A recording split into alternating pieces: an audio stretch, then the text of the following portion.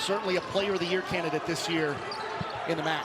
Oh, absolutely. Last week, big time week in 2 games. 3-on-2, leaving it back. Bates for 3, got it. Bates got Dennis up in the air, gets it back, now launches it to blossom into something great. So you see on the other end, heat check. Jiminy Cricket! Emoni Bates, are you human? I told y'all Emoni Bates was that guy. Who you seeing in college scoring 29 points straight for their team? 9 for 14 from the 3 on a total 65% shooting percentage? Are you kidding me? He's KD Jr. Slim Reaper light. That's an easy first round. They lost. What?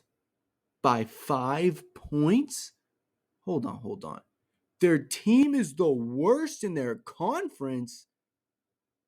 Okay, team success aside, this game did still show us something important. Something we can use to answer the question of how good really is Emoni Bates?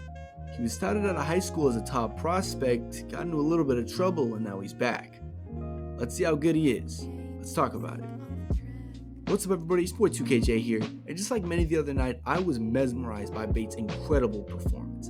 The former top recruits have a bit of a troublesome time in college so far, but this performance shows that he's still got flashes of those KD comparisons. But how good is he really? And how good can he be? We'll answer all those questions and more in this video, so make sure you like, comment, subscribe. Let's get going. Coming out of high school, Bates was ranked as the number 1 prospect in the 2022 class, eventually reclassifying to graduate a year earlier, listing him as the number 3 prospect.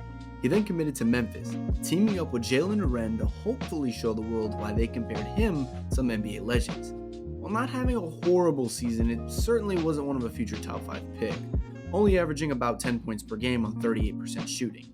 But he could certainly make the league next year, and that's exactly what he did. In the wrong direction. In mid-September, Bates was booked on 2 felony charges, one for carrying a concealed weapon and the other for altering ID marks, charges which could have totaled up to 7 years in prison. Eventually, these charges were dropped, allowing him to play at his new school, Eastern Michigan University, for the 2023 NCAA season. This was a big year for Bates. With his disappointing season at Memphis and felony charges close in the background, he needed to show the critics that he still had it. So far, he's doing just that.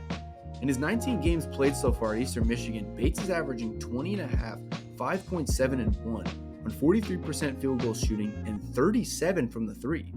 Not only do his stats look solid for a second-year player, but he certainly passes the eye test too. He can easily create his own shot and is shown to be able to knock down the 3 and hit some crazy contested shots, while also being able to hit the mid-range at a pretty effective clip. Watching him play, it's easy to see why he was compared to Durant. But sometimes, it's easy to get too caught up in the upside of a player while not looking at every aspect of their game. Team success in college is shown to be not of the most importance in some cases in the draft, but it's still important to look at. Bates is a ball-dominant player, and not only that, he's the tallest player on their roster at 6'10". Where am I going with this? Well, let's take a look at his stats for a second. Let me show you. Like I said before, Bates is a very ball-dominant player. It can be easily seen in his game as it seems like he takes over the entire offense for his teams at times. This style of play doesn't really translate to the league, as it's important to find your fit so you can maximize your talents. Every team already has a ball-dominant star, and not every team is looking for a player who thinks he's the guy. Another big problem I see is on the defensive end of the ball. From his Memphis Pro Day stats, Bates was listed at a negative wingspan, which is crazy. He has a height of 6'10", but a wingspan of only around 6'7.5". Being the tallest player on his team, Bates has to be a defensive force for a squad. Only averaging 5 points a game as the tallest player makes me somewhat concerned. If he took less of those crazy shots and focused his efforts on the defensive end and playmaking, he could not only increase his prospects for the NBA draft, but also his team's success. Overall, I feel like Bates is a very raw prospect. He's someone who could possibly be a very solid second option on a team, but there definitely needs to be improvements to his game before he becomes a starting caliber player. He can't shoot his team out of the game and needs to become a player that can rebound better and create opportunities for his teammates. If he can improve on these faults, there's a chance he could develop into a Chris Middleton type player in my opinion. A wing that can get you a bucket, but also get you crucial stops and run the offense when needed. But only time will tell to see how he develops. And for now, I'm just going to sit back, relax, and watch the Emoni Show. So what do you think about Emoni Bates? Think he's a future star in the making, or a former high school star who didn't get his cut in the NBA? Put what you think down in the comment section below. Thank you guys for watching. Don't forget to like and subscribe. Have yourselves a good one. I'll see y'all next week. Peace.